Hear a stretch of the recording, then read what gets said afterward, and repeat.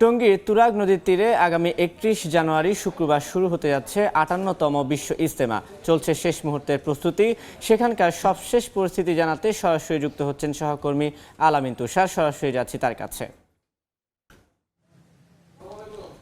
যেমনটা বলছিলাম যে আসলে আজকে কাজ কিন্তু দেখে বোঝাই যাচ্ছে যে ৯০%-এর উপরে কাজ হয়েছে এবং আমাদের কিছুক্ষণ আগেই একজন আয়োজকদের মধ্যে একজনের সঙ্গে কথা হচ্ছিলেন। উনি আমাদেরকে যেমনটা বললেন যে মোটামুটি ৯৫ থেকে ৯৭% কাজ আসলে তারা আসলে এরই মধ্যে শেষ করেছেন এবং আগামীকাল থেকেই যারা মুসল্লিরা রয়েছেন তারা কিন্তু আসা শুরু করবেন। আমাদের একজন দুজনের সঙ্গে কথা হলেন, তারা কিন্তু অনেকেই ঝিনাইদহ বা এরকম দূরের জেলাগুলো থেকে যারা তারা কিন্তু অনেকেই রওনা করেছেন, এমনটাও আমরা জানতে পেরেছি। এবং কিছুক্ষণ আগে একজনের সঙ্গে আমাদের কথা হচ্ছিল, তিনি বলছিলেন তিনি এর মধ্যে পটুয়াখালী অঞ্চল থেকে তিনি চলে এসেছেন তাদের একটি দল।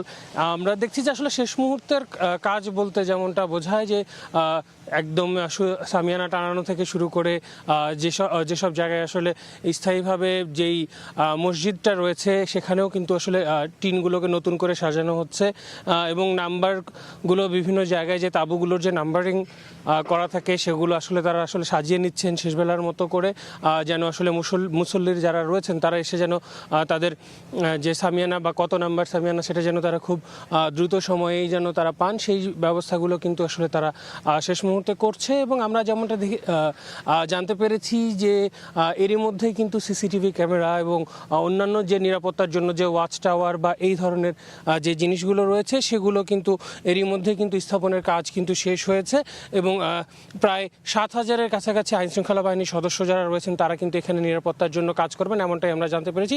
তো এই ছিল এখন পর্যন্ত ইজতেমা ময়দান থেকে আমার কাছে সবশেষ তথ্য। এতক্ষণ সরাসরি যুক্ত ছিলাম ইজতেমা ময়দানে।